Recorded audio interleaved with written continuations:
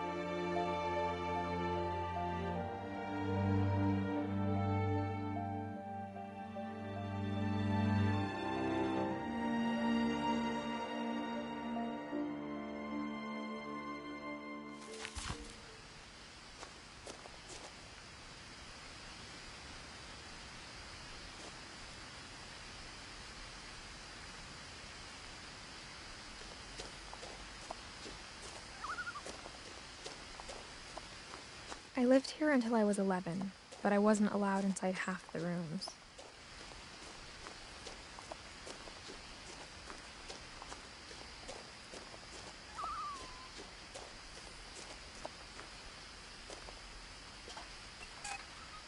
Inside the mailbox were bills from 7 years ago, marked urgent, open immediately.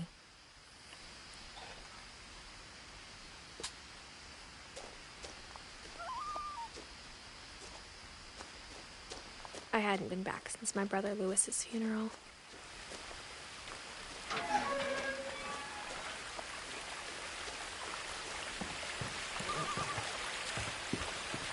In her will, my mother left me a key, but didn't tell me what it unlocked. Maybe she thought I'd know, or she thought that the mystery would be enough to bring me back.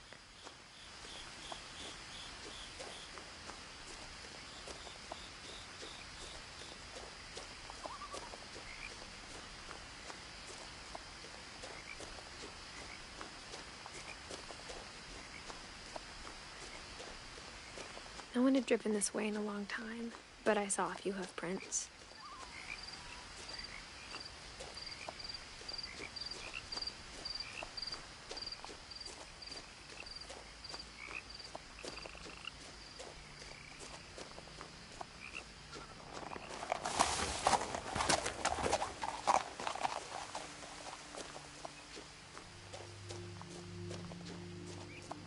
The truth is, even after I inherited the house, I never thought I'd come back to it.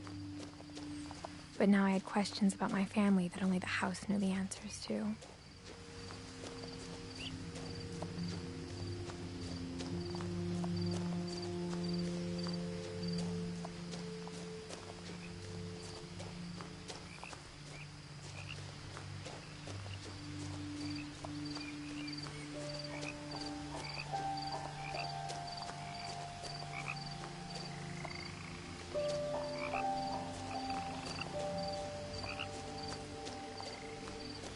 The house was exactly like I remembered it, the way I'd been dreaming about it.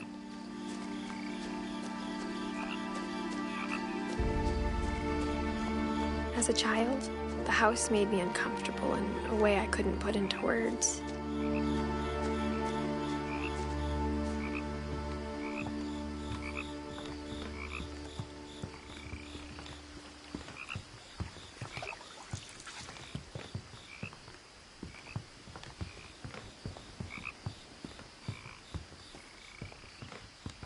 Now, as a 17-year-old, I knew exactly what those words were. I was afraid of the house.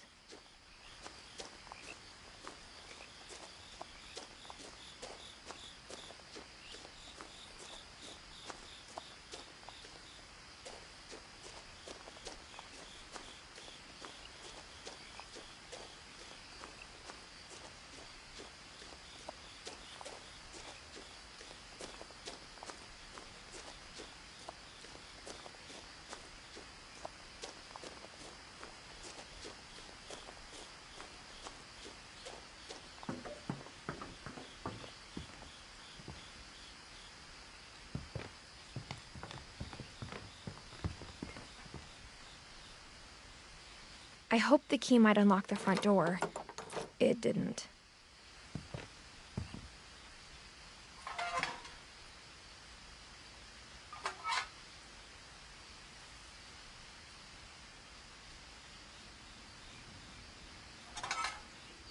Looking in, I felt like the house itself had been waiting for me.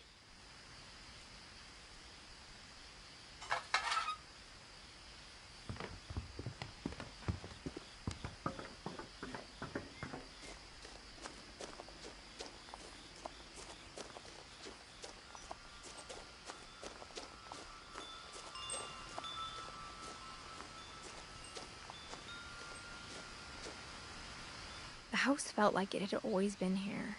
Even the swing set was older than my mother.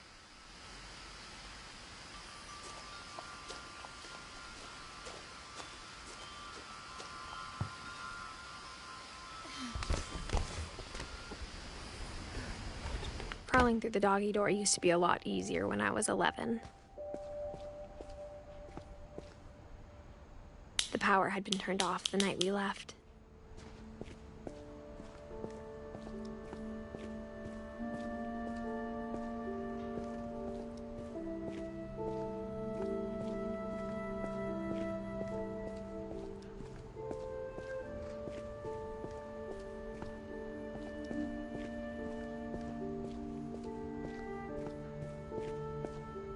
For the first time in years,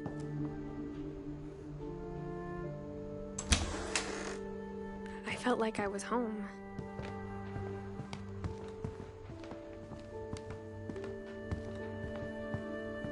But instead of a family, there were just memories of one.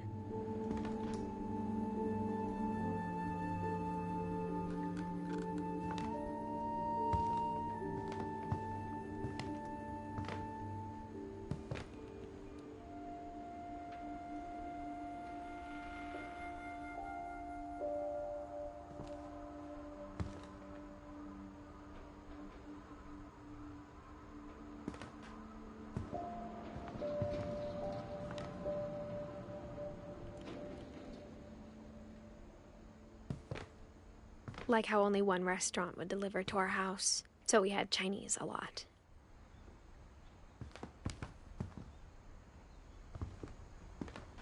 Or how after Louis started working at the cannery, we all got sick of eating salmon. Except our cat, Molly.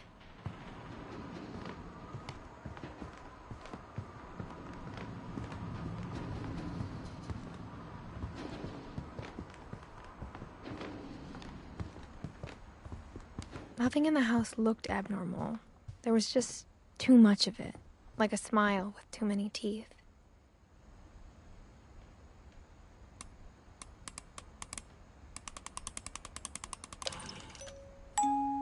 Great-Grandpa Sven built a music box for Barbara, along with the rest of the house.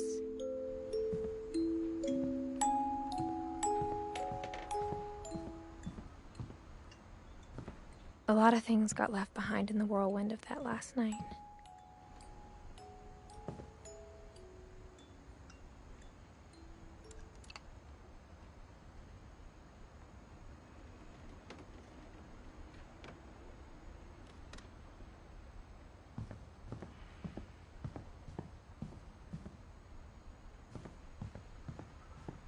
My mom wasn't much of an optimist, but she never stopped believing that my brother Milton was alive.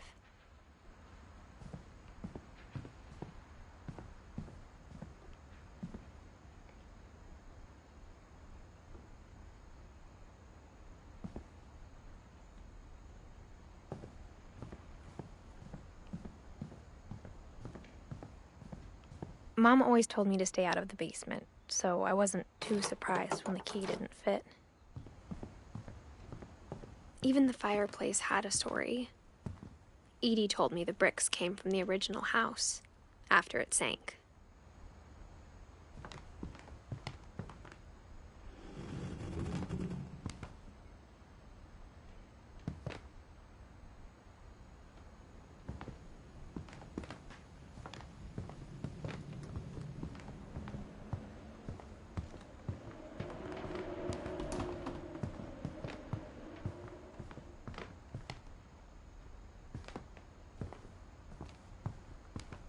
table was still a wreck from the night we left. It was like a bomb had gone off, killing everyone but sparing the furniture. My mom was the only one of us who could imagine Great-Grandma Edie living in a nursing home.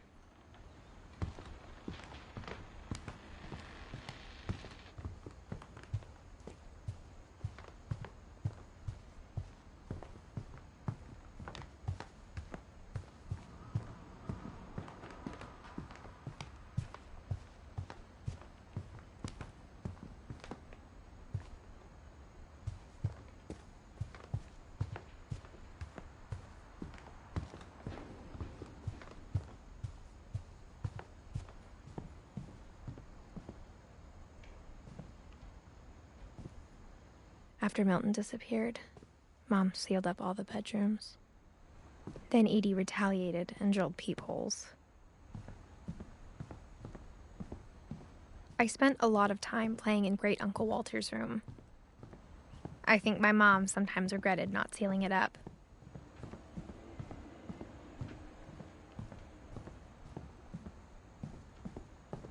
Lewis told me there were secret passages, but I never believed him.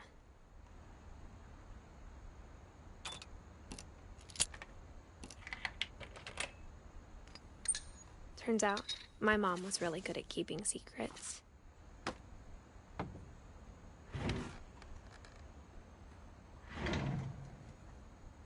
Now it was time to find out what my mom had been afraid of.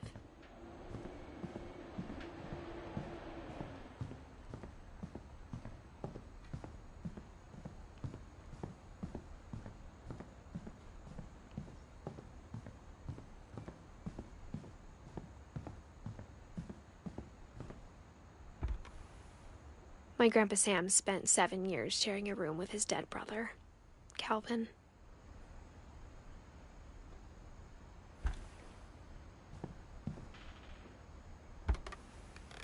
As a kid, I just assumed every house had peepholes and sealed rooms you weren't allowed inside of.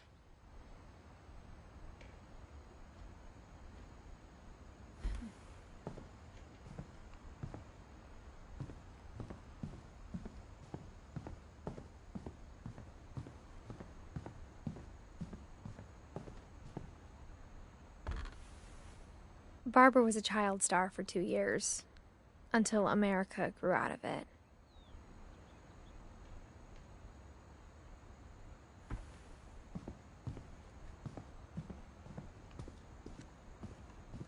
Mom must have locked the third-floor stairs on the night we left.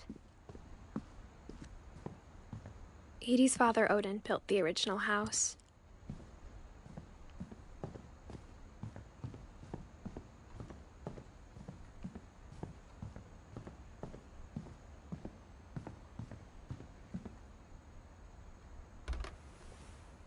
Molly always seemed like a girl I could imagine being friends with, if she hadn't died in 1947.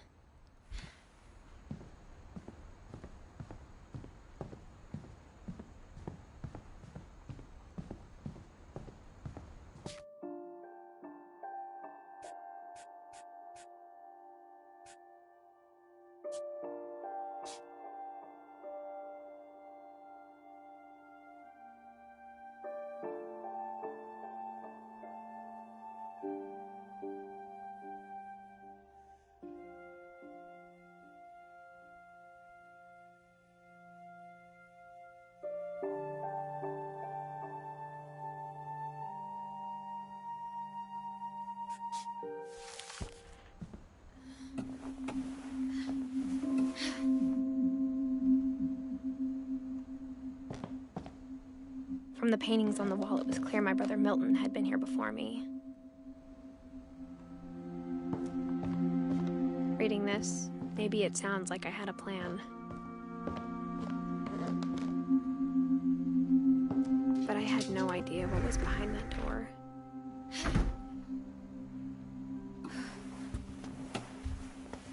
Just like I had no idea where all this was gonna lead. I grew up looking at Molly's room through the peephole.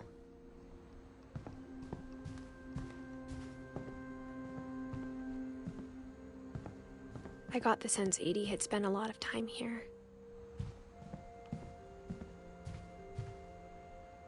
Molly's gerbil had a tiny bedroom with its own even tinier gerbil cage.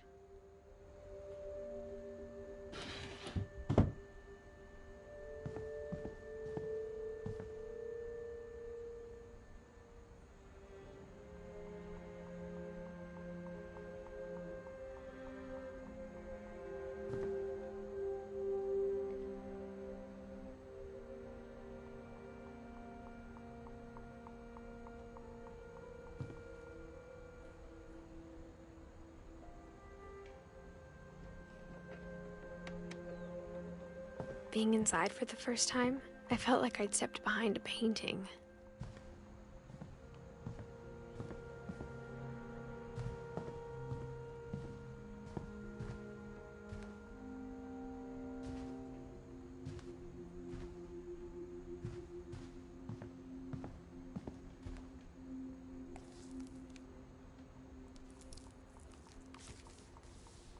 December 13th, 1947.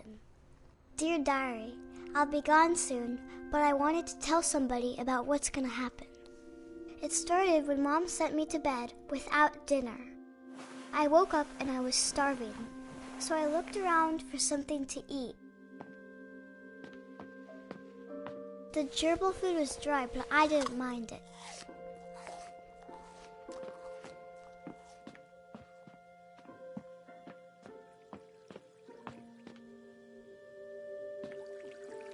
I thought about eating Christopher, but I held back.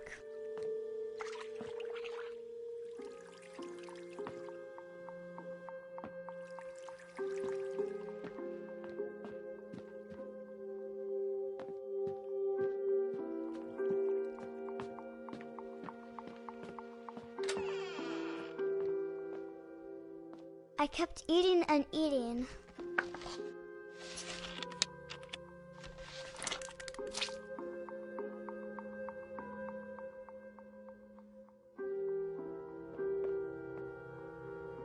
I ate a lot of things that night.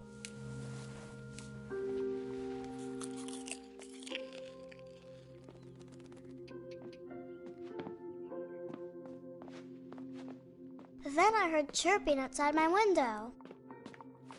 It was a barn swallow going back to her nest. I reached out for her.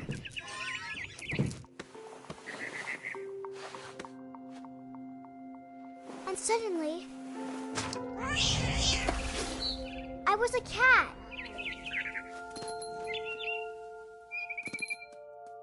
I tried to be quiet, but the bird was really scared.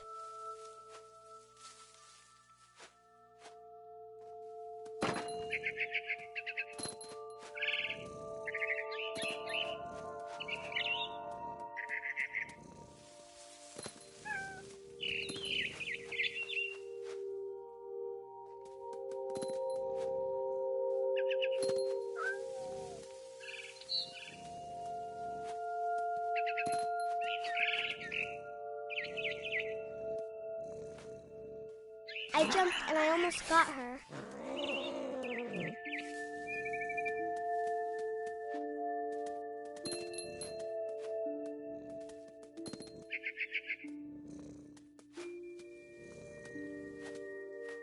I could tell she was getting really tired.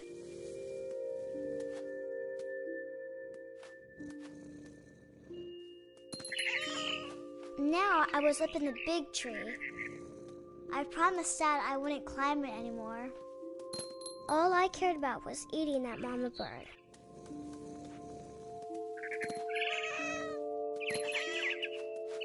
I gobbled her up. And suddenly, I was an owl. First, all I heard was the wind. Then I heard little teeth nibbling in the grass.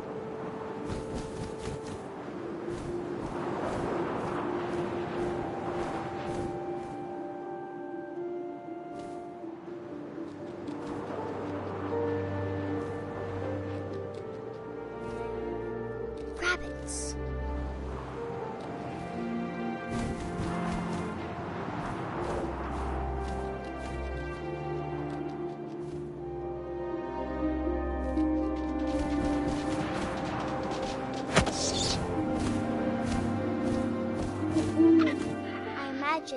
face looking up and seeing mine through my talons. I swallowed him up, and I didn't chew one bit. Then I flew off to find something bigger.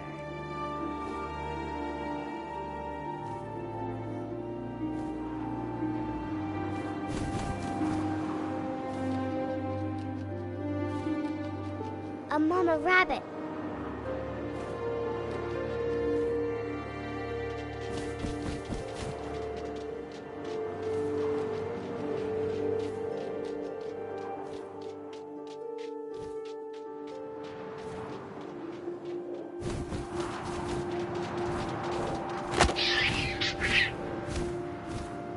She was almost too big to carry.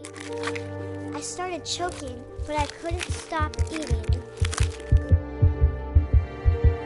And suddenly, I was a shark.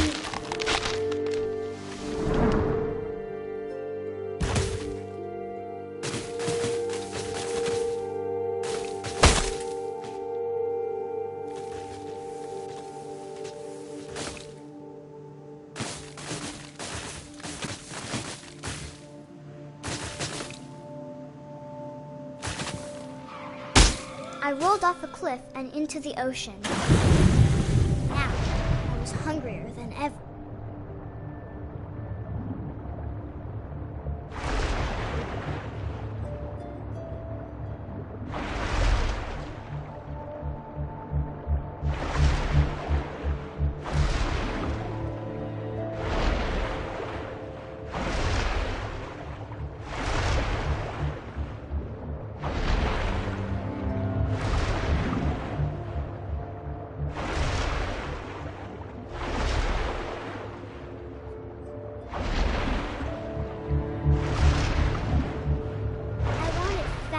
Juicy seals.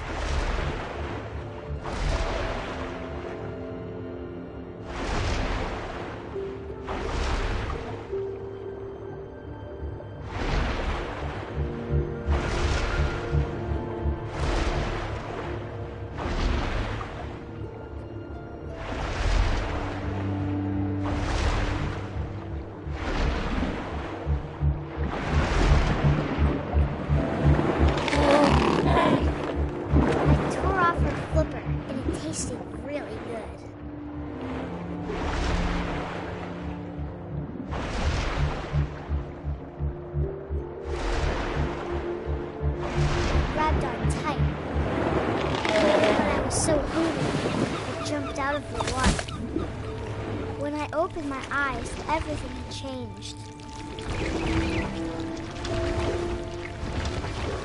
Now I was a monster, and I smelled people everywhere.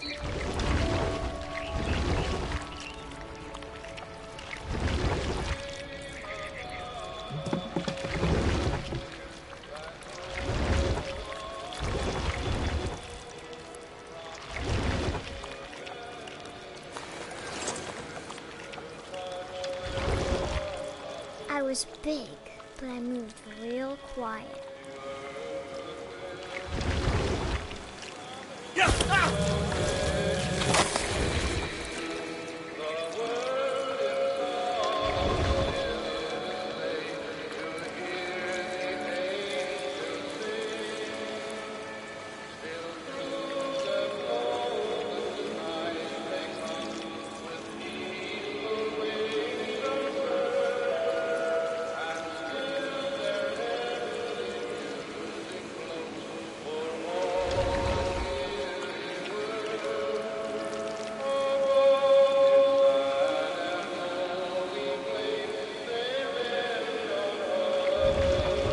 I wanted to stop, but also I didn't.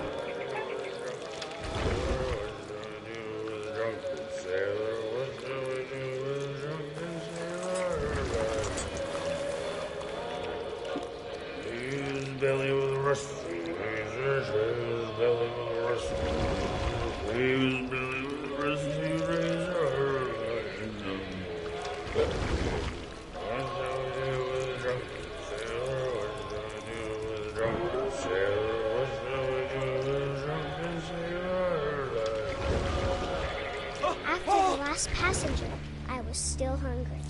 And across the water, I smelled something new. Something I had to have, so I swam towards it.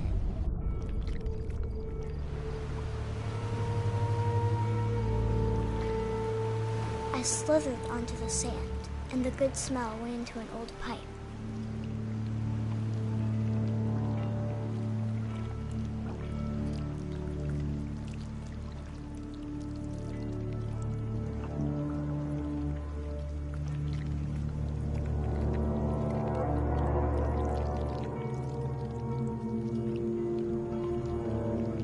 I got closer and closer.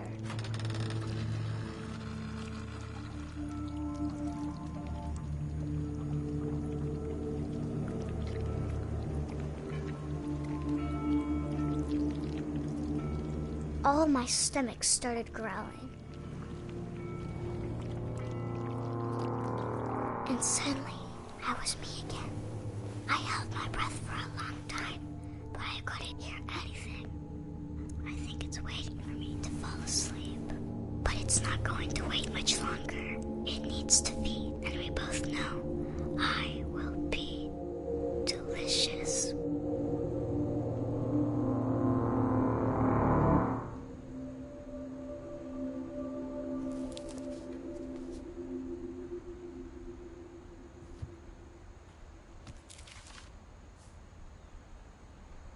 I'm not sure if I believed all of that, but I'm sure Edie would have.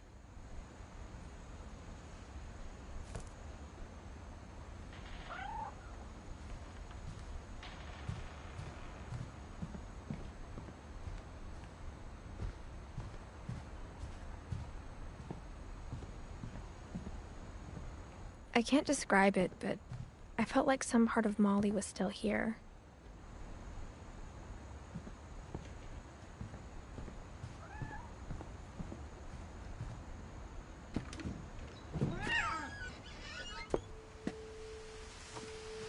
This will be obvious later, but my mom never told me any of these stories. Edie would have, but Mom didn't like bringing up the past. Though, when we adopted a stray kitten, she was the one who named it Molly.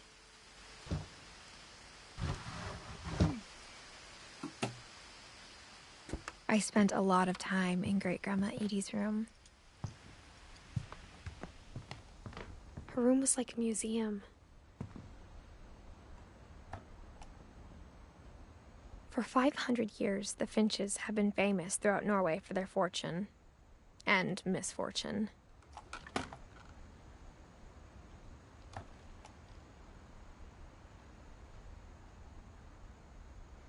Odin Finch buries the latest victims of the family curse, his wife Ingeborg and their newborn son, Johan. On January 7th, 1937, he set sail with his family and his house, hoping to leave the curse behind. But 40-foot waves off the coast of Washington send the house and Odin to the bottom of the sea. Odin's daughter Edie, with husband Sven and baby Molly, step ashore on their new home, Orcas Island. Odin Finch is the first to be buried in the new family cemetery. His daughter Edie is already dreaming of a new Finch house.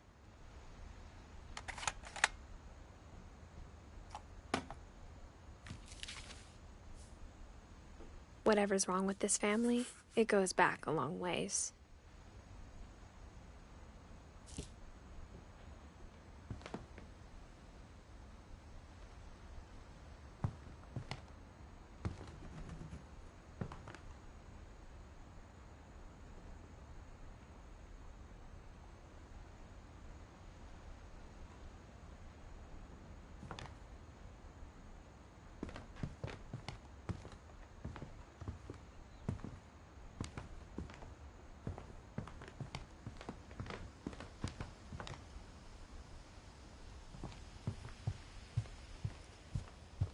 Even in her 90s, sometimes Edie seemed a lot younger than my mother.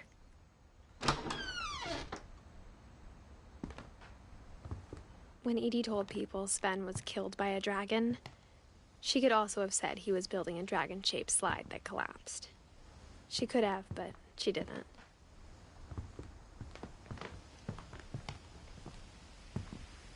One summer, they evacuated the island, but Edie refused to go. For a few weeks, she was a celebrity.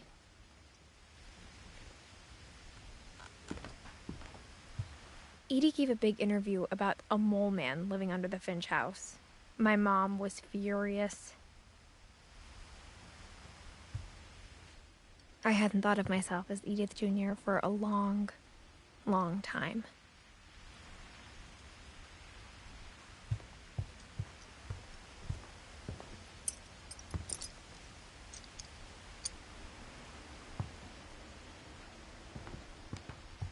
Louis died a week before we left, but Edie had already started to memorialize him. Great-grandma had always been the family's biggest fan.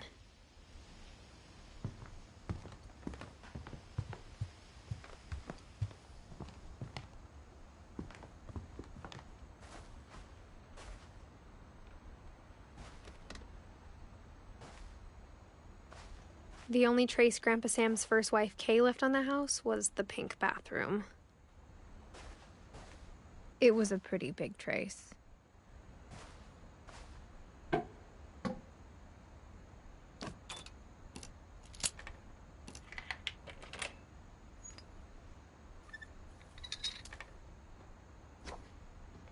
There's a secret in this bathroom.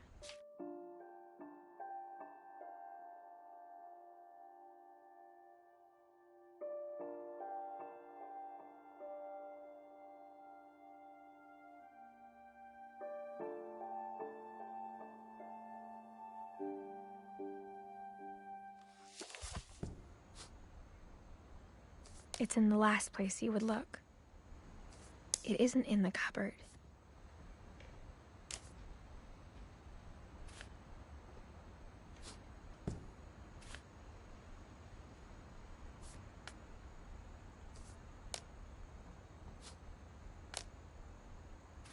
It's hidden in this book.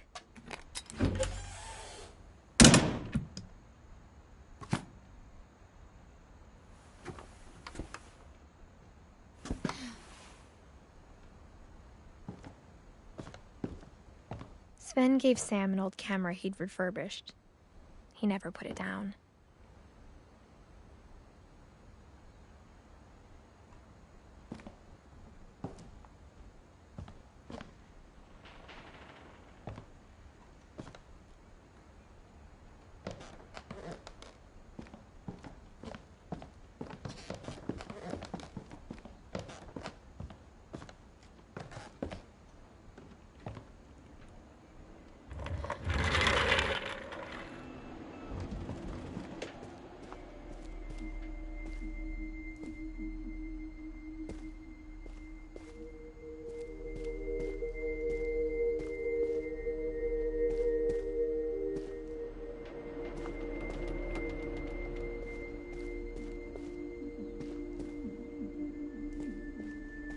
I knew Grandpa Sam had a twin, and that he never talked about him. I guess my grandpa didn't like history any more than my mom did.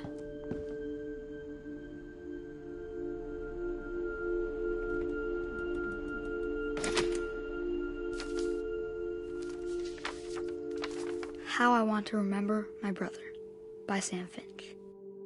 The thing I remember is that when he made up his mind, that was it.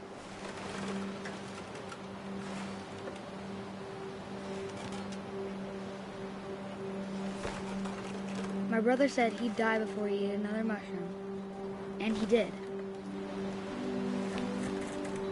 At Barbara's funeral, he swore he'd never be afraid again, and he wasn't. I think Calvin always wanted to fly. Sam! Calvin! Dinner's ready! Coming! But that day, he finally made up his mind to do it.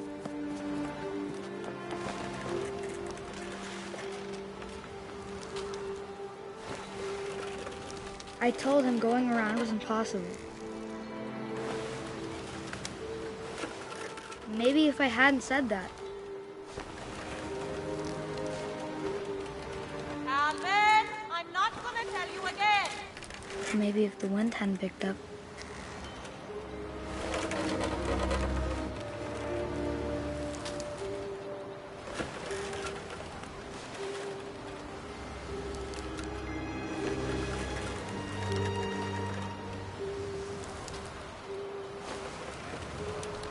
Then maybe he'd still be here. But I doubt it. I think he'd already made up his mind.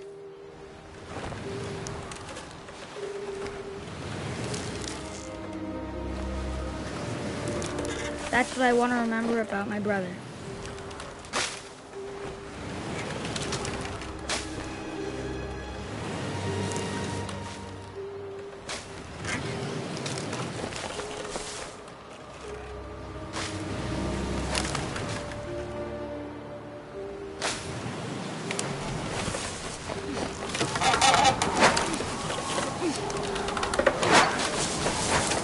The day he made up his mind to fly. And he did.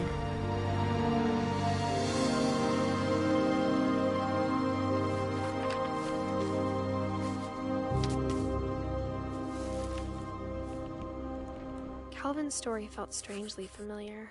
When I was younger, I remember trying to do the exact same thing.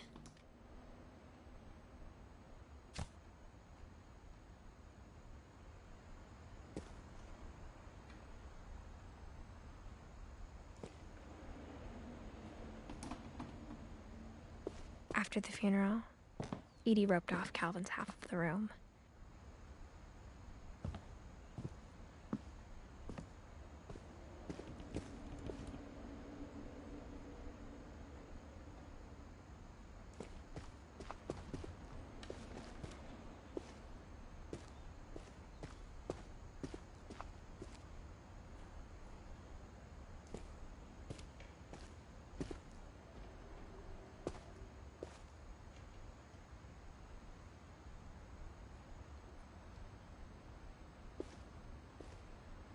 Mom said Grandpa Sam enlisted at 18 and never set foot in the room again.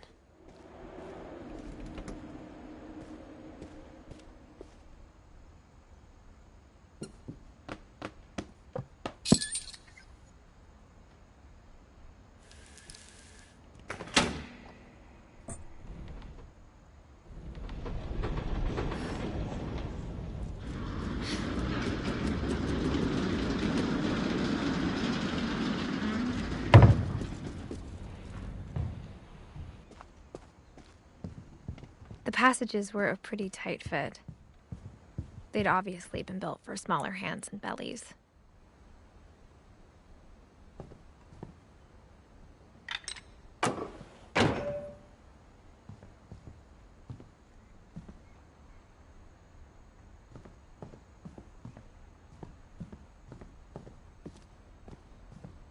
Whenever people ask me about my family, the first thing they always want to know about is Barbara.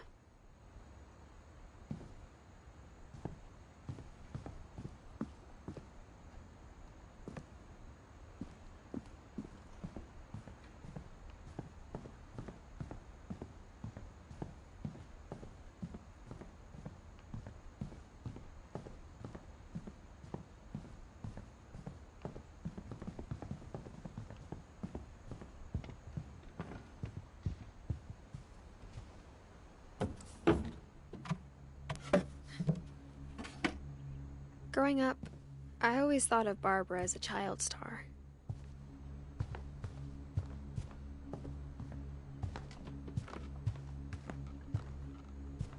I never thought about how hard it must have been for her afterwards.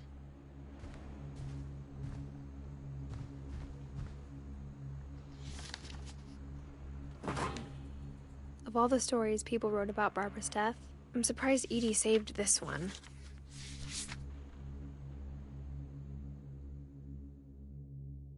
Old Jack here with another ghastly tale inspired by America's most unfortunate family. I'm calling it The Surprise Ending of Barbara Finch. As a child star, Barbara was famous for her scream. Now at 16, she was all washed up. A has-been. But in a lucky break, she'd been asked to perform her signature scream at a local convention for monster movie fans. It was just the boost her career needed. Unfortunately, her scream hadn't aged well. Getting better. I think you just need the right motivation. Her biggest fan and current boyfriend, Rick, was about to demonstrate when... Now that was a great scream. It was Barbara's father, Sven. He'd slipped into a table saw and had to be rushed to the emergency room. So Barbara got stuck babysitting her youngest brother, Walter. Her convention comeback was canceled. Okay, I'm hearing frustration, but I'm not hearing terror. What if I tried... A gang of hoodlums in Halloween masks have been terrorizing Orcas Island tonight. Police are urging residents to... That came from the basement. You're right! Also, I loved your delivery on that. Why is your basement door locked? Because my dad likes making puzzles and secret passages. There's a key hidden in the music box. The secret is to keep winding and winding until finally the key pops out. Thanks, babe. I'll be back in a sec. 20 minutes later, Rick hadn't returned. So Barbara went to look for him, right on cue. She reached for the music box.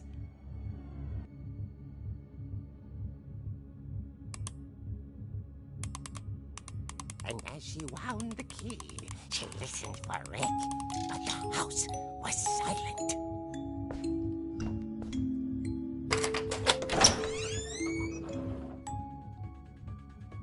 Rick? Are you okay? She found Rick's crutch and imagined the worst.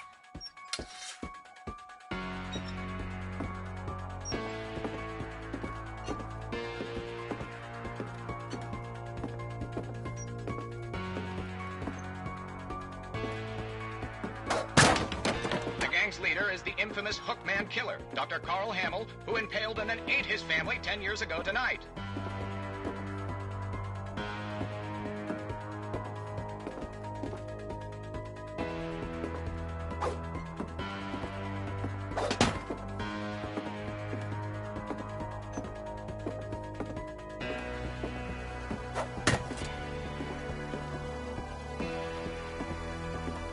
The old fridge rattled and grew still. Oh dear! Oh! Rick? Barb, relax. I was just trying to scare you to help you find your scream. Well, I'm not scared, Rick. I'm furious. Then act furious. All I'm getting from you now is that you're hurt and confused and you... She threw him out, but she kept a little something to remember him by. Barb, have you seen my other crutch? And she was still holding it when she fell asleep watching the late picture show. Hours later... Barbara! Walter, what's going on up there? Ah! Okay, I'm coming up, but if this is a trick, you're dead, Walter.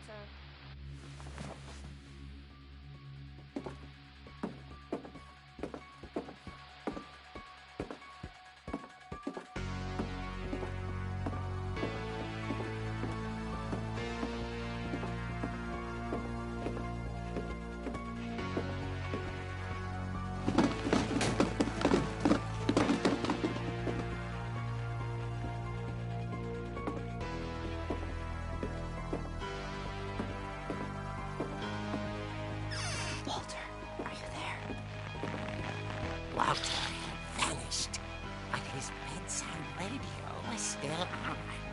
Orcas Island police described the man as 6 feet tall, with a steel hook for a hand.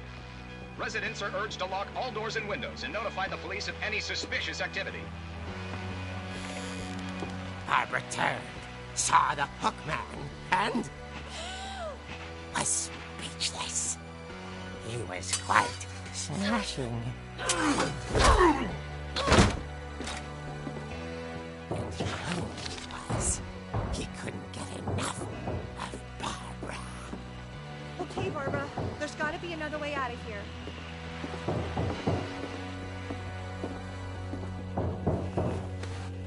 That night, she played her part beautifully.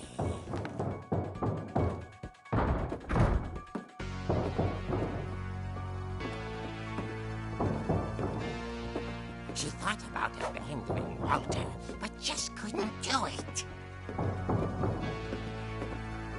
Molly's door hadn't been opened in years. The hinges groaned.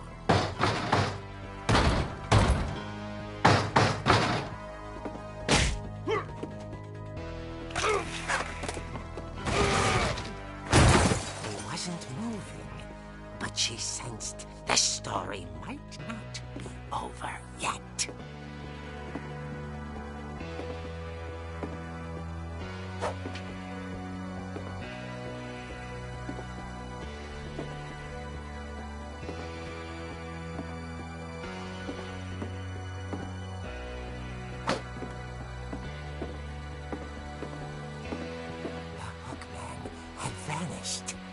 She listened for his breathing, but all she heard was...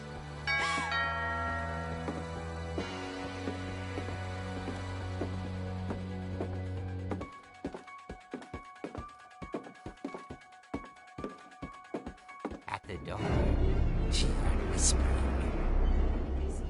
It was coming from inside the house.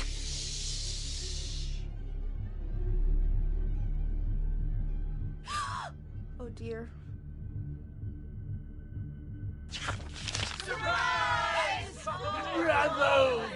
You were wonderful.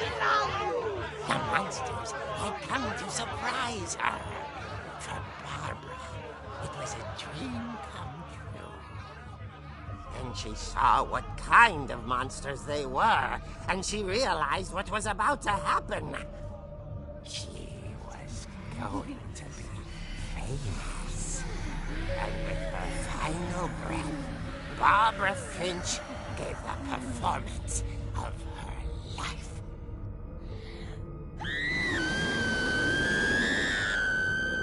I wasn't there myself, but I hear Barbara was magnificent. Poor girl. She had a taste for stardom. But unfortunately, so did her fans. Of course, the police blamed it all on poor Rick, who disappeared the same night. And little Walter, hiding under his bed the whole time.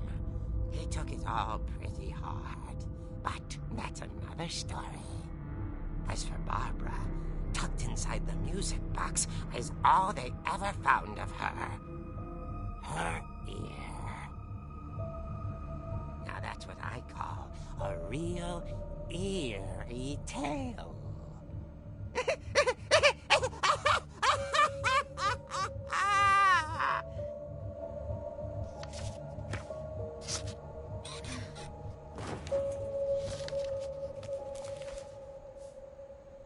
Edie told me all Barbara wanted was to be remembered, as absurd as that comic was. Maybe what Edie saw was a happy ending.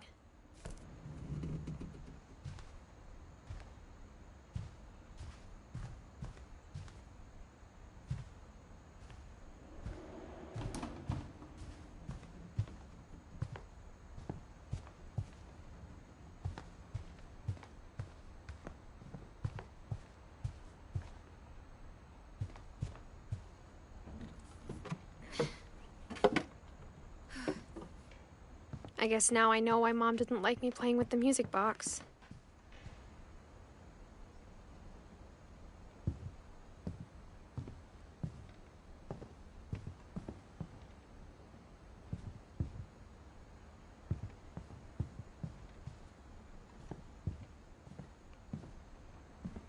funny. All those times I played with the music box and never found the basement key.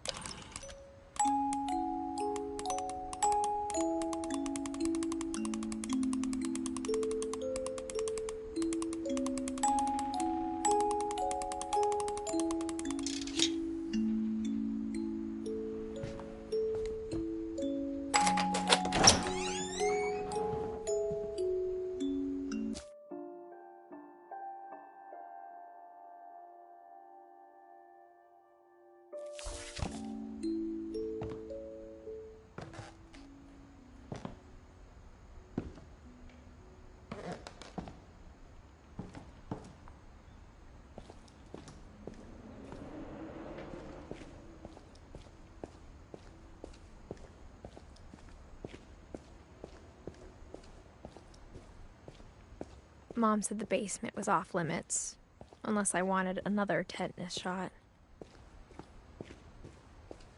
I saw Edie sneak down to the basement once, carrying packages. I thought maybe she was hiding presents.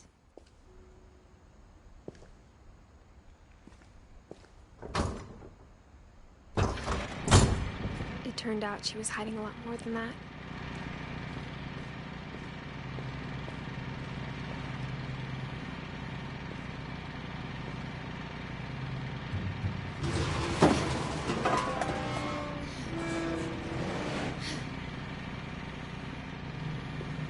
I remember asking Mom once about where Walter had gone.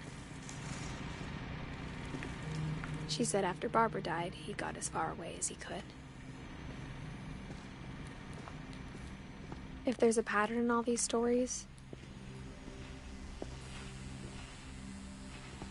I think it's that none of us has gotten very far.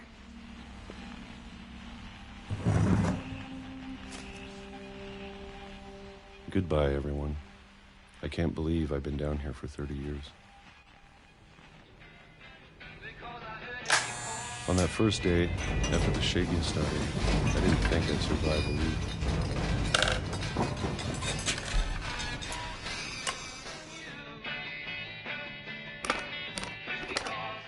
But after a few days, I settled into a routine.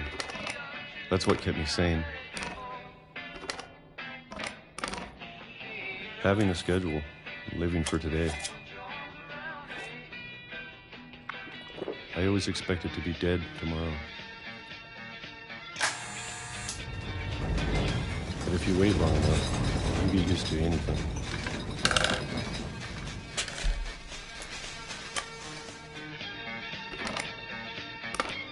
Even a monster on the other side of the door starts to feel normal.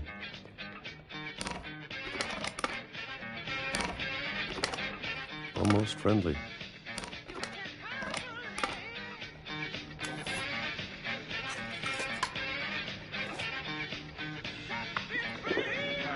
And then one day, everything just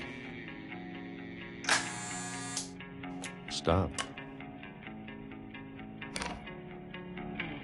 Whatever that thing was, it was gone. Maybe it got tired of waiting. Or maybe I just got tired of being afraid.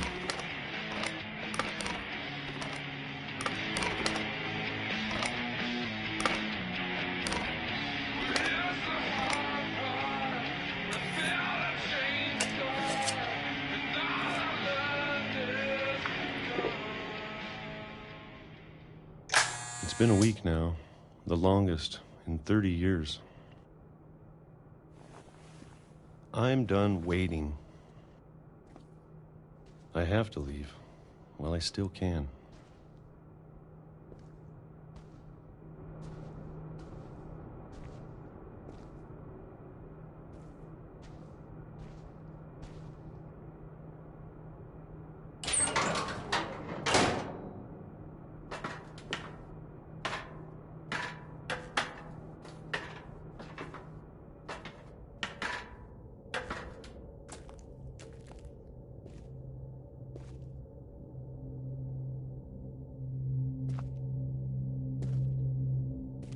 I know it's out there, somewhere.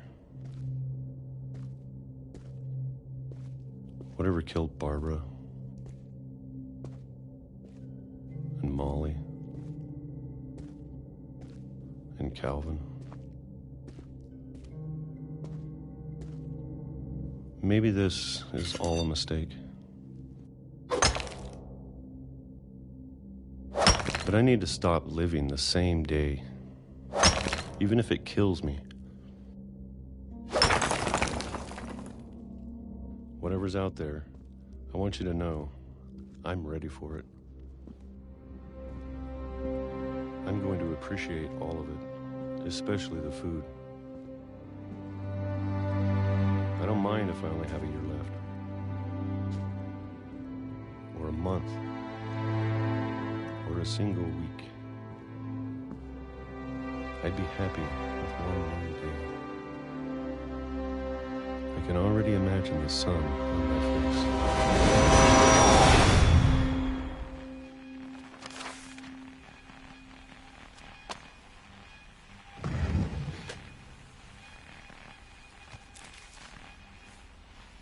Walter died when I was 6. I can't believe my mom never told me he was down here.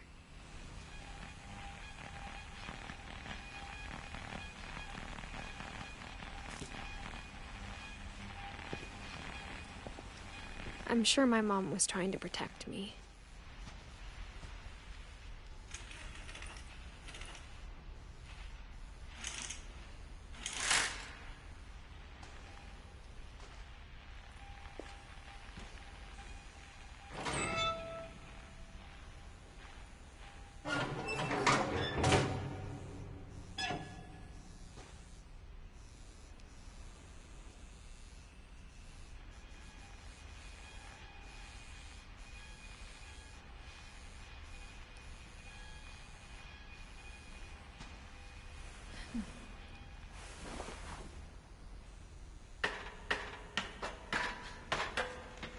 Maybe she was afraid I'd end up like Walter. But if she never told me about an uncle under the house, I can only imagine what else she was hiding. I don't want to make the same mistakes she made.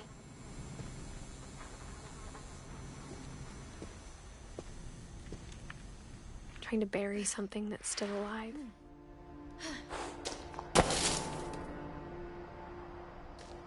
Now that there's only one of us left, or maybe 2, I thought it was time I heard the stories for myself and found out what happened to everyone else. But now I'm worried the stories themselves might be the problem. Maybe we believed so much in a family curse, we made it real.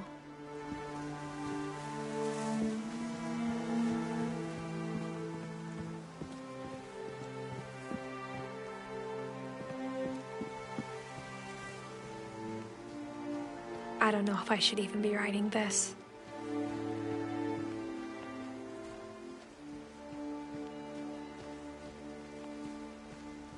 Maybe it'd be better if all this just died with me.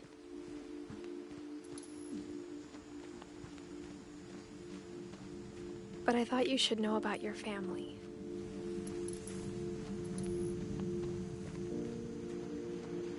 And the history you're a part of.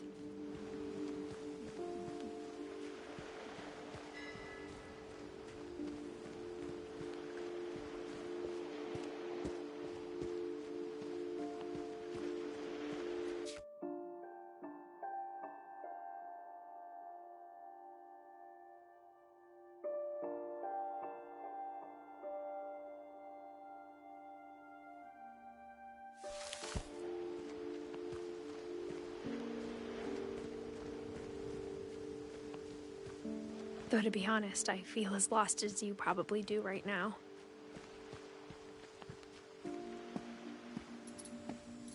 I think the people in these stories believed them, for what that's worth.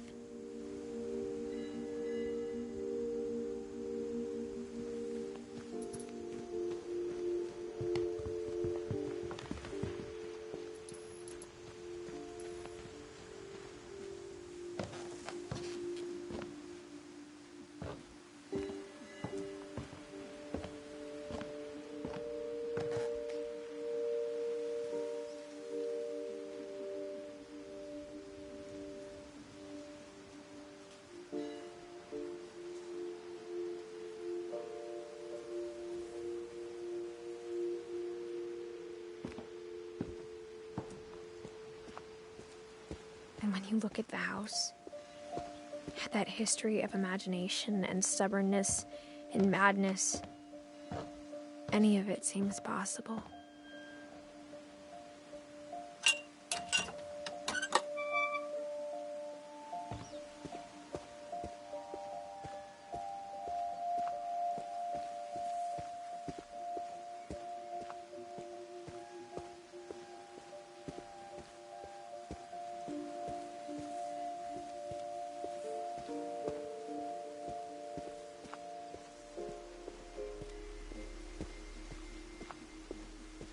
I think we've been surrounded by death for so long, we've just gotten used to it.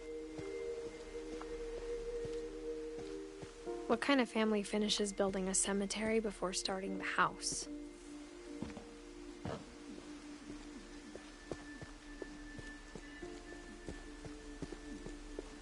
It's embarrassing for me to admit this, but the pet cemetery made me more uncomfortable than the human one. 3 of the gerbils were mine, and 2 had been my fault. Sven built the house, but it was Edie who designed the cemetery.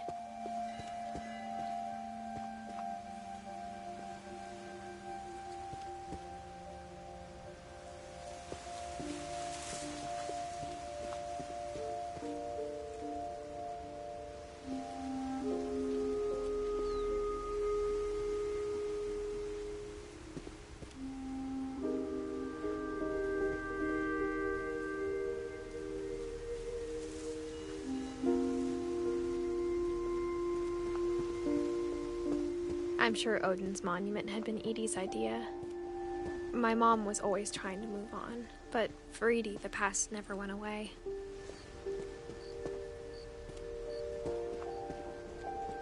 She could see it poking out of the water at low tide.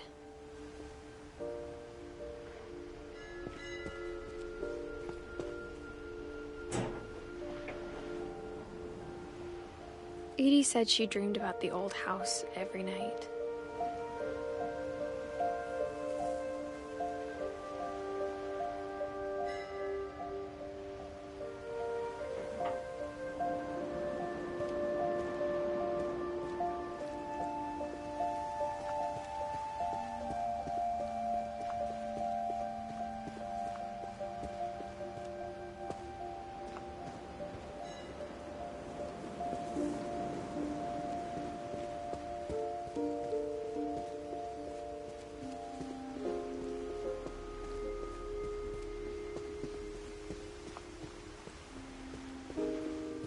Edie's side was always easier for me to understand. But the older I get, the more I can see where my mom was coming from. Her dad had been pretty strict, but it wasn't enough to save her brothers. She was just trying to do better.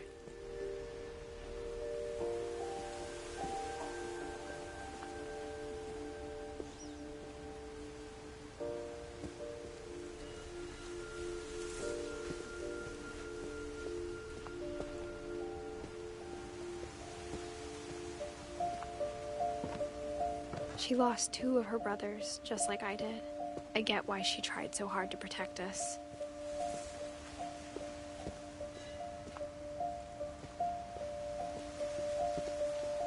We never found Milton's body, so my mom insisted we were putting up a monument, not a tombstone.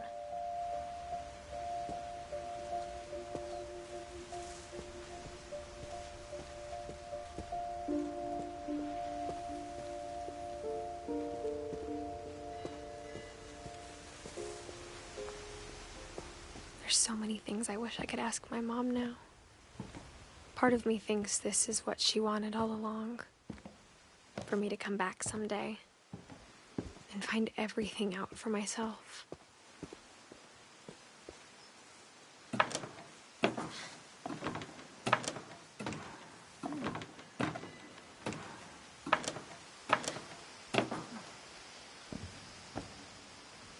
But looking back on it now,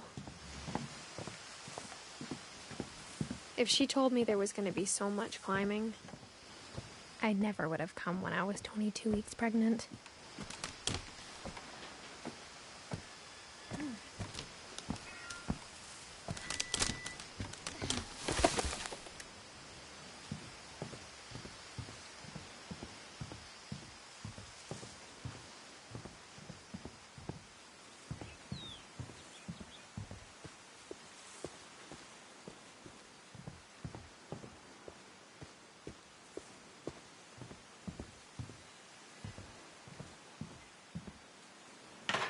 I never met Grandpa Sam, but I think he and my mom had a lot in common.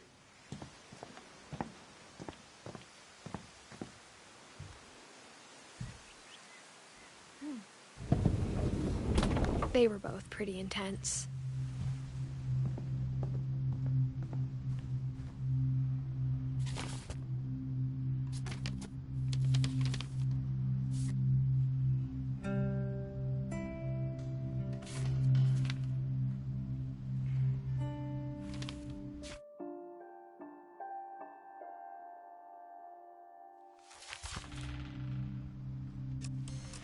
Dawn, I promise, you'll never forget this weekend. Yes, sir. These memories are gonna last a lifetime. Mm-hmm. Am I gonna have to shoot anything? It's a hunting trip, Dawn. Shooting is strongly encouraged. Shouldn't we be leaving? Just want to get a shot of you, Dawn, then we can take off.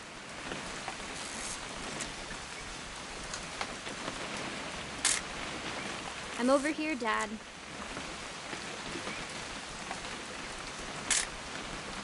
Not quite. What? Perfect. It's gonna rain the whole weekend, isn't it? Please just take the damn picture. Hey, language. I will never forget this weekend, Dad. That's the spirit. Okay, got it. I'm gonna take some pictures, okay? Just be careful. The camera's older than you are.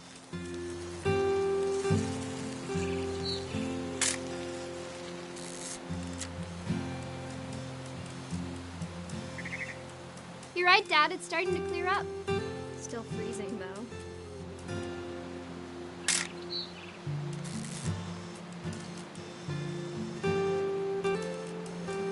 Definitely should not have drunk all that coffee. Hold still, while... Hey! That's a keeper. I'm just saying, I'm not always gonna be here, Don. You'll need to remember this stuff, if you want to survive. I'll be fine, Dad. You know who else thought he was gonna be fine? Some guy who died. Don, I'm being serious. I know, Dad. You're always serious. Doesn't being out here make you want to chill out? Well, to tell you the truth, I haven't been out here in 20 years. Dad! Good eyes, Don.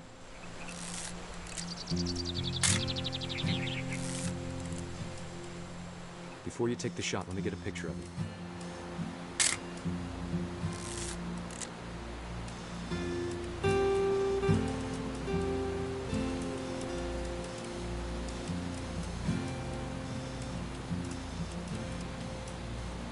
Dad, I... Just breathe. Turn off your imagination. Focus on your target. Let me get behind you. Do I have to do this? Dawn, you don't have to do anything. But if you want to survive, you'll need to be strong.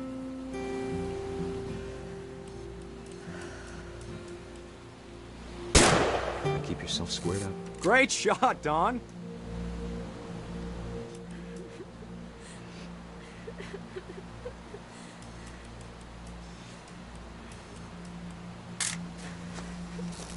I'm proud of you, Dawn.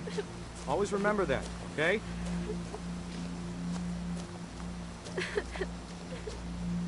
Dad, it's twitching. I think That's it's totally so... normal, Dawn. Just focus on the camera. Try not to think about... Dad!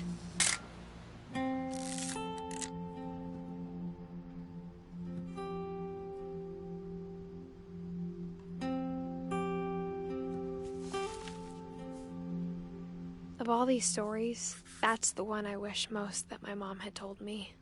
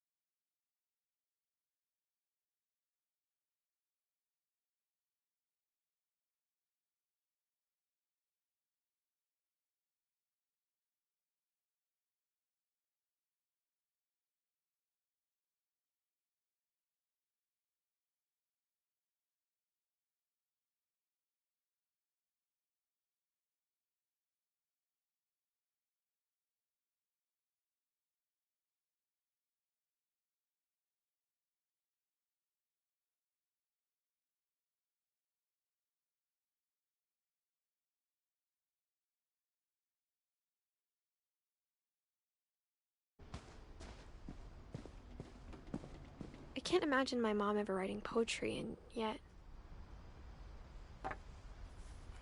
A poem for Gus, who always said the wedding was a bad idea. Our father never hit us kids, at least not very hard, before the day my brother said with teenage disregard that he'd be dead before he'd see a wedding in our yard.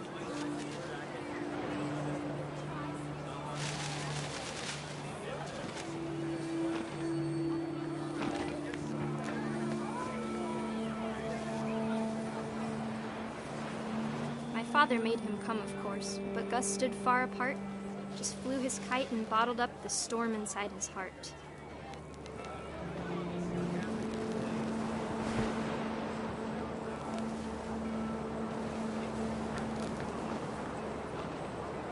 I tried to talk him out of it, but though he'd never met her, "We don't need a stepmom," were the words that I now pronounce you husband and wife.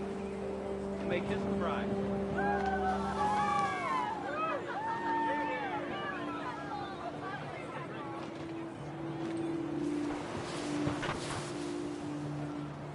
When the time for photos came, Dad ordered him to come here. But Gus declined, and as a sign held up his middle finger.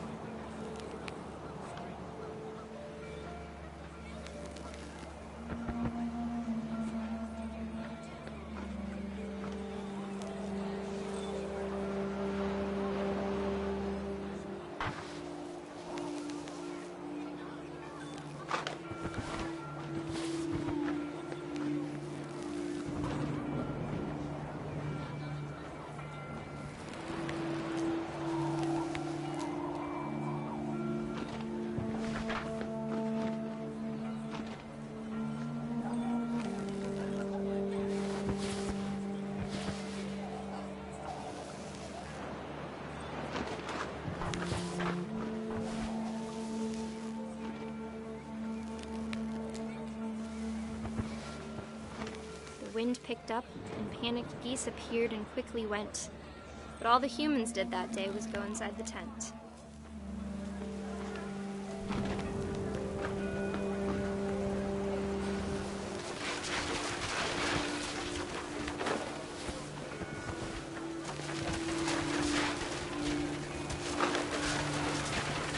The rain came down in buckets then, but no one seemed afraid that nature might destroy the tent our dad had crudely made.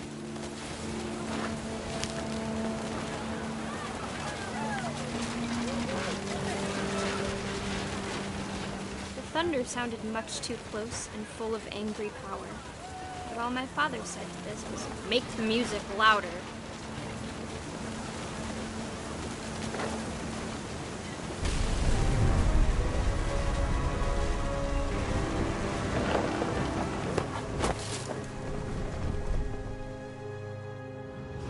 I wish that I could truly say I thought about you on that day. Out there on the beach alone, just you, the wind, the sea, and foam. But I didn't. Until we found you.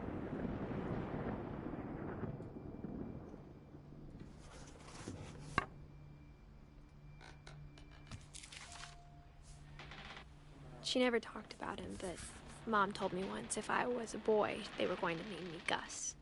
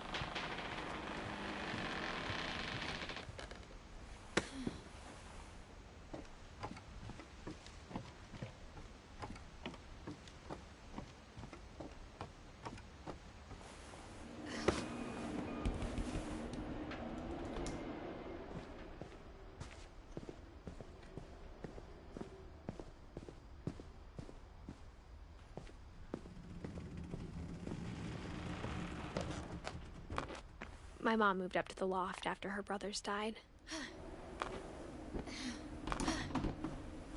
At the time, it was as far away as she could get.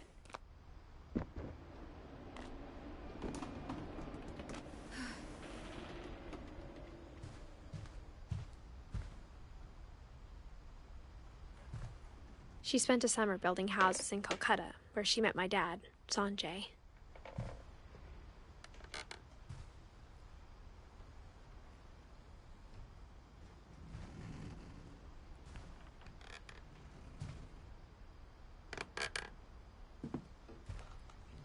My mom moved to India a week after graduation and got a job teaching English. Louis was born a year later.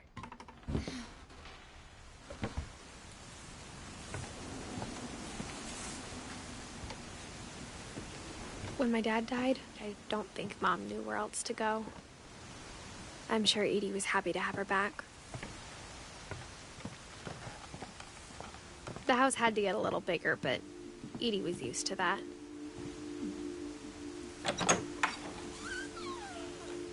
And for a while, things were good. Almost normal.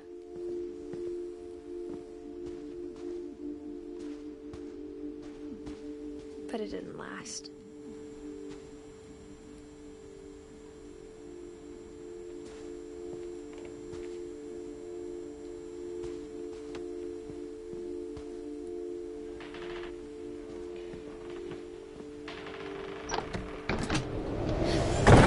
The beginning of the end was Milton's 10th birthday, when Edie gave him a castle.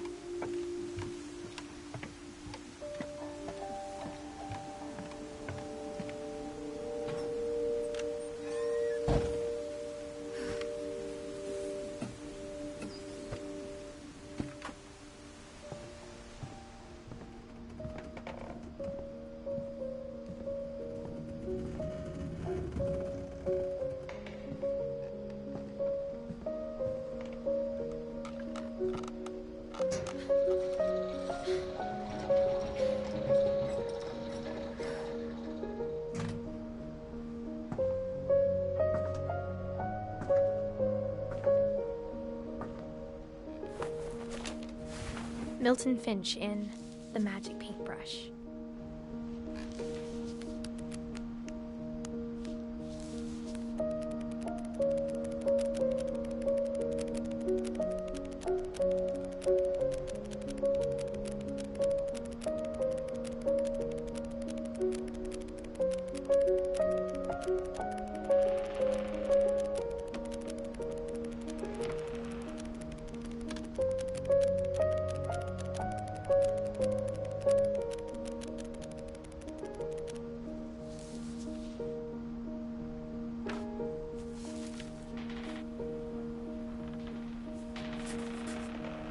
I was 4 when Milton disappeared.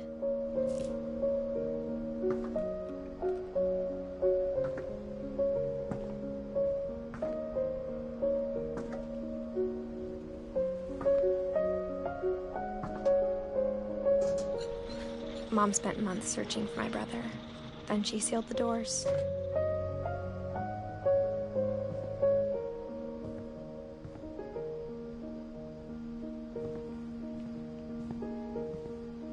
Whatever Milton had found in the house, Mom didn't want it getting out.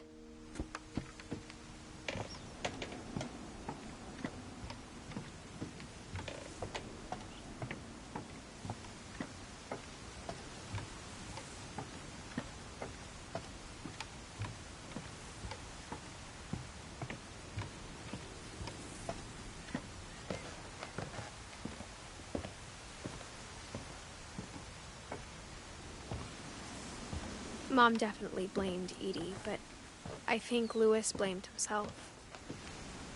After he graduated, he just spent more and more time in his room, until Mom got him a job at the cannery.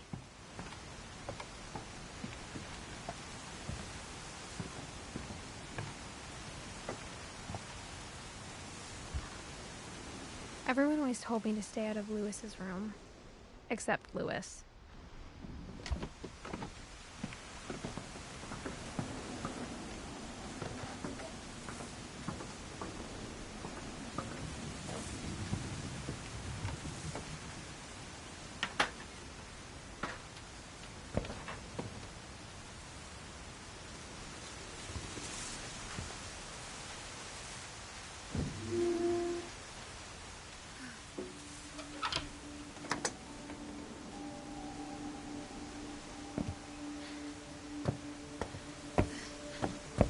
Lewis's room smelled very, very familiar.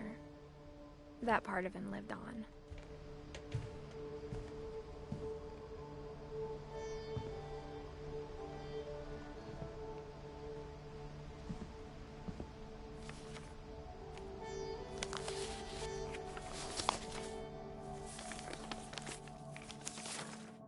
Dear Mrs. Finch, as Lewis's psychiatrist, I can understand your desire for an explanation. As I see it, the trouble began in January, shortly after we convinced your son to seek treatment for substance abuse. Newly sober, I believe Lewis first noticed the monotony of his daily life.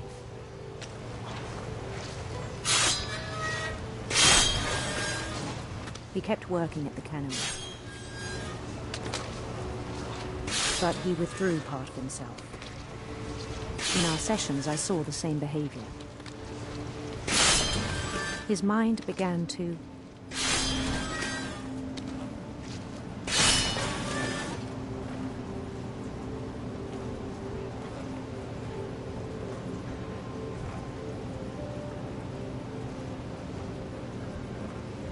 wander.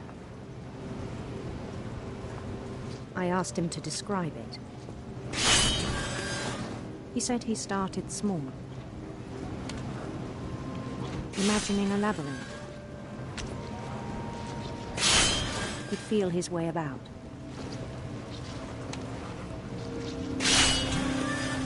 Then something moved. Bats and toads.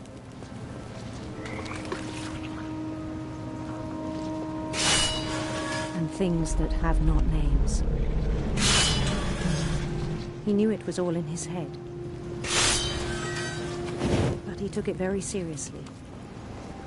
I had hoped he'd find himself.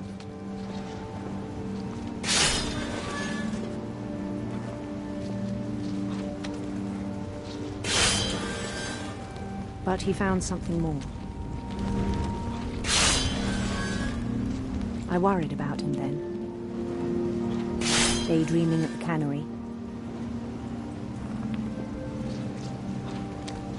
I spoke with his boss, but he said Lewis had become a model employee. Methodical, tireless, focused.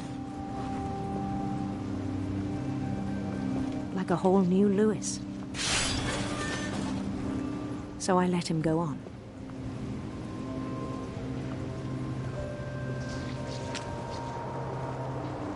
I even encouraged him. It seemed very promising at first. He told me he'd made a new friend.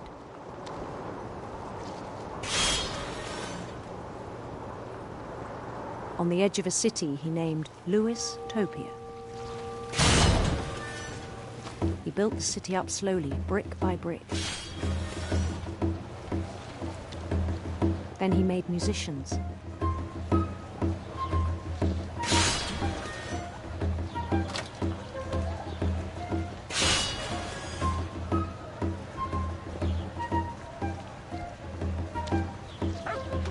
And songs for them to play.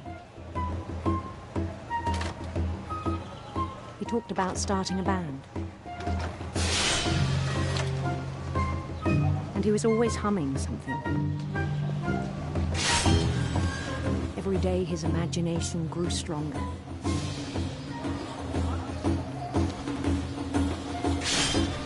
He no longer spoke at the cannery.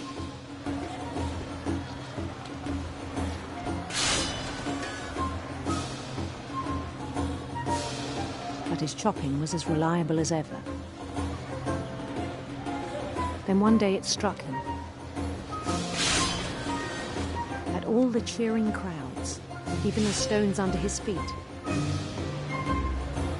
were all in his imagination, so he could do whatever he wished.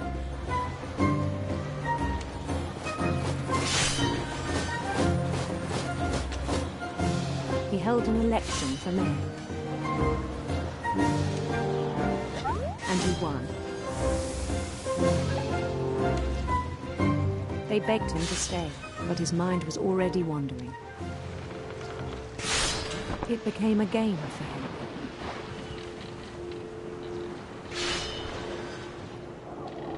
He'd conquer a city, then immediately push on. New Louisville.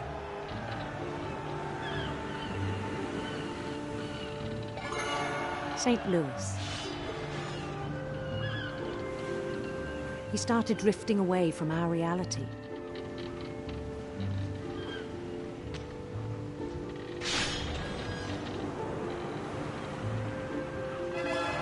Minneapolis, until one day he forgot to go home from the cannery.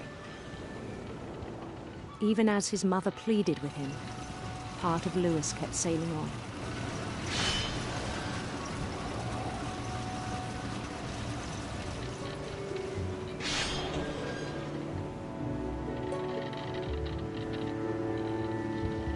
In Louisburg, he heard rumors of a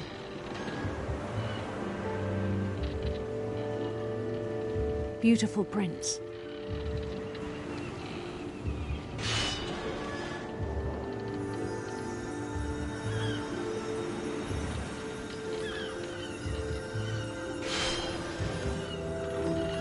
The prince was on his own quest for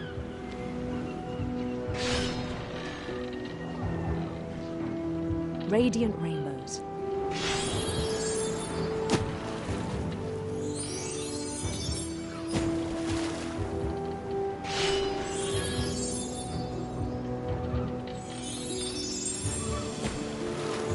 He followed the sound of his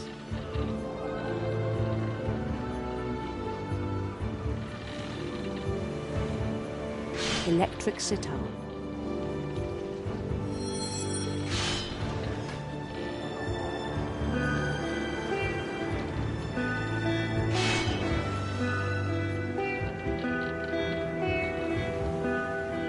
His chase led him to a golden palace east of the sun and west of the moon.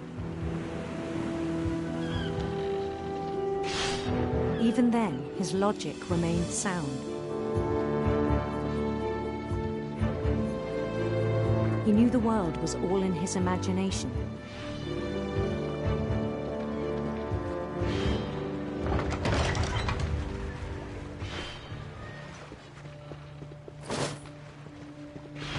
But he was so proud of having created it.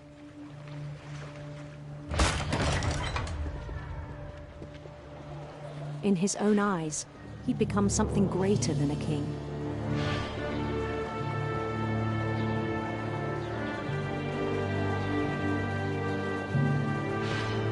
For someone who'd never known success in the real world, I think it was overwhelming. And then it struck him that the real Louis was not the one chopping salmon, but the one climbing the steps of a golden palace.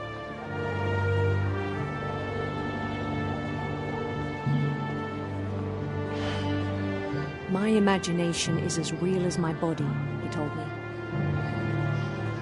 It was hard to argue with him.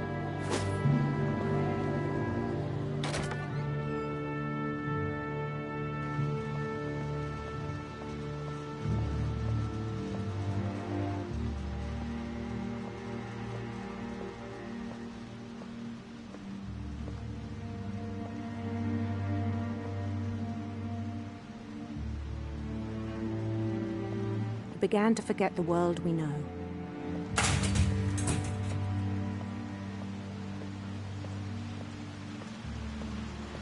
I think it pained him to remember Louis, the cannery worker.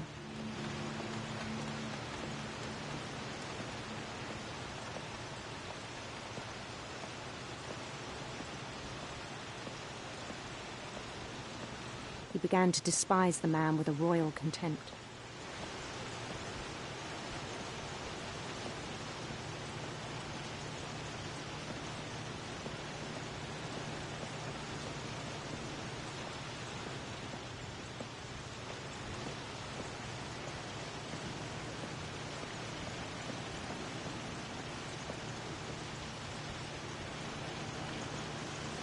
I still thought I could save him. Even after he said he was being crowned king over all the lands of wonder.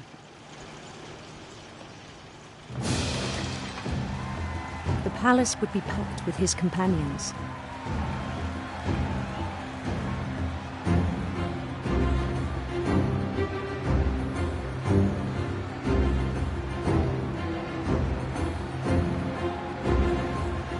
Including the wise Calico who'd insisted on inviting him.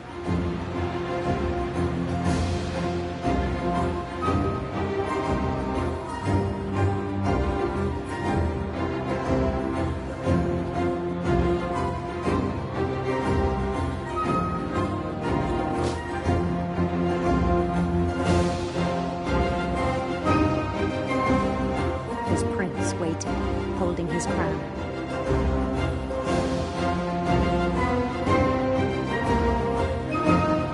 There was only one thing left to do.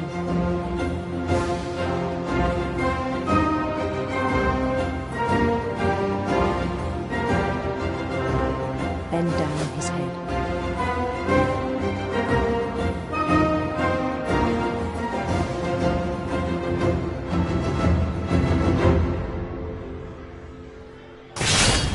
And the rest I think you know. Mrs. Finch, your son was a kind man who will be missed by all of us who knew him.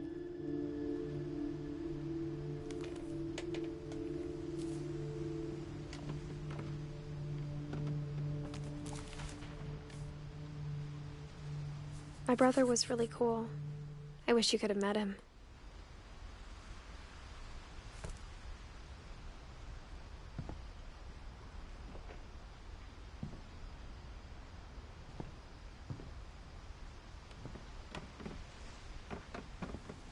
Louis and I spent a lot of time playing games together, but he was surprisingly bad at them. He died a lot.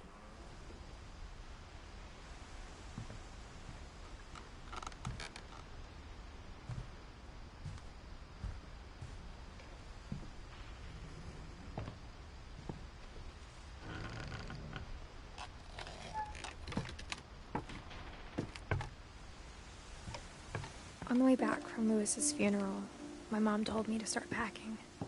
She waited until the day before we left to tell Edie. I'm not sure if she wanted to make it easier or harder.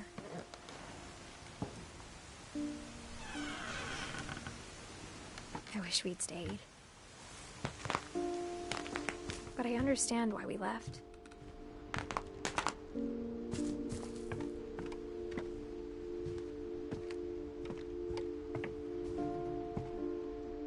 My mom ended up leaving everything behind.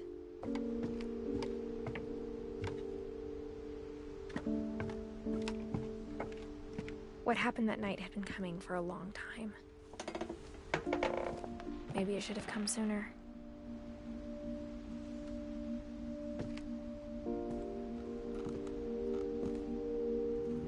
But it had to end one way or another.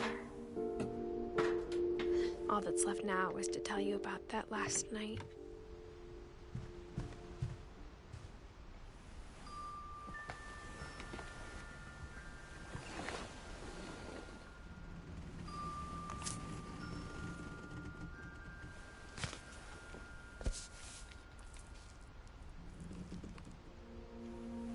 That whole last day, Edie just watched us pack and didn't say a word. Until supper, when she raised her glass and said, "To our final night together, and all our final nights apart." Grandma, you know what I said about alcohol. Some of your medications are very Edith, specific. I left a present for you in the hallway. Why don't you go open it? The grown-ups have to argue now. I'm sorry, you're right. We're all leaving tomorrow. Let's just enjoy our last... I'm not leaving. Edith, you're excused.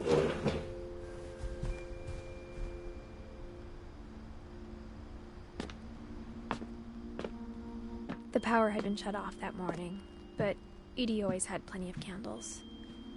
When my mom sealed the library, I don't think she knew about the other entrance, or that Edie had a key to it.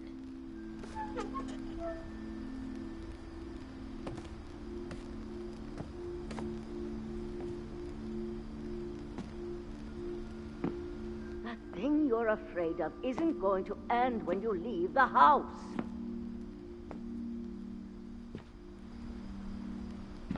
Edith has a right to know these stories. My children are dead because of your stories. I think it's best if Edith and I leave tonight.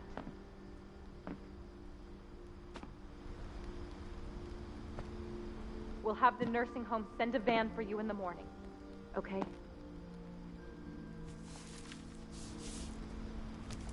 Dear Edith, there's so many stories I wish I could tell you, but there's only time for one. This is about what happened on the night you were born. That night, the tide went way, way out. It was the first and last time I ever saw the old house aground. There'd been an earthquake out in the middle of the ocean. They called it the lowest tide in 1,000 years. God, it smelled awful. You know, I've seen that house every day of my life.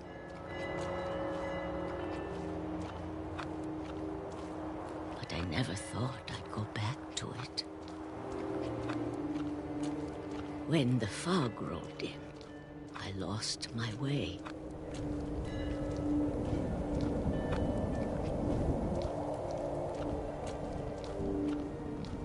I got turned around.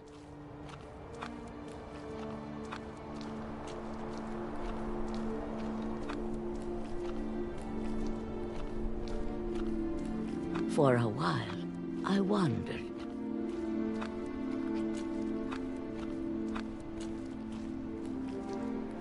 I started seeing things.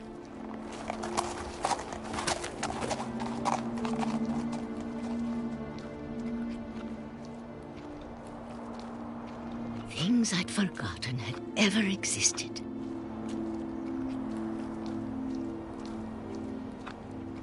But when I saw them, they felt like old friends. That night, a lot of things came back to me. Or maybe I came back to them.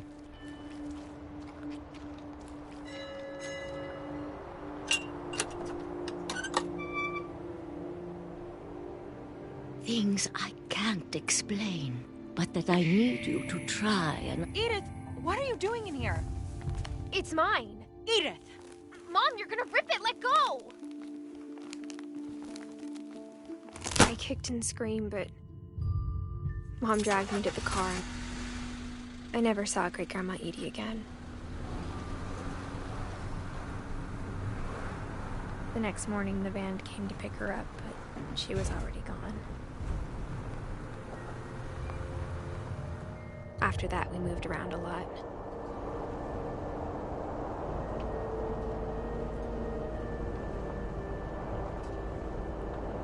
We both tried to make the best of it.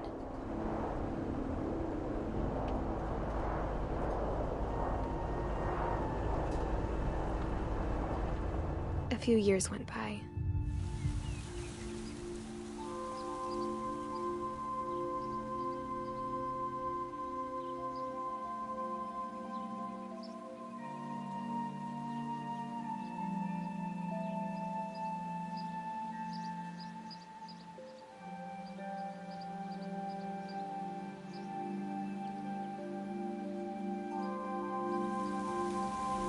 My mom didn't like to talk about it. But she started getting sick a lot. The rest happened pretty quickly.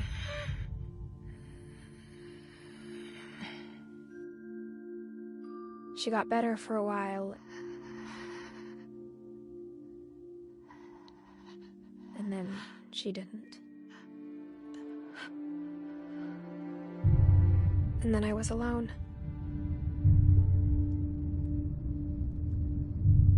The last Finch left alive.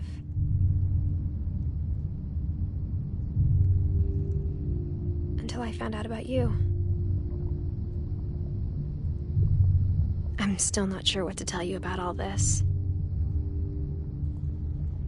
If we lived forever, maybe we'd have time to understand things.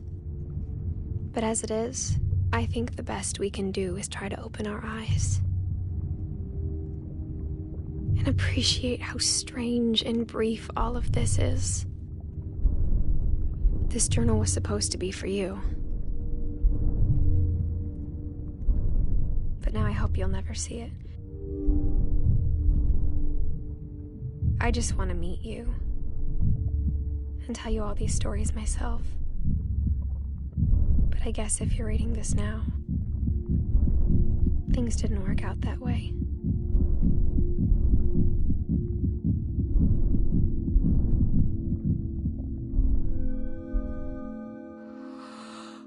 This is where your story begins. I'm sorry I won't be there to see it. It's a lot to ask, but I don't want you to be sad that I'm gone. I want you to be amazed that any of us ever had a chance to be here at all. Good luck.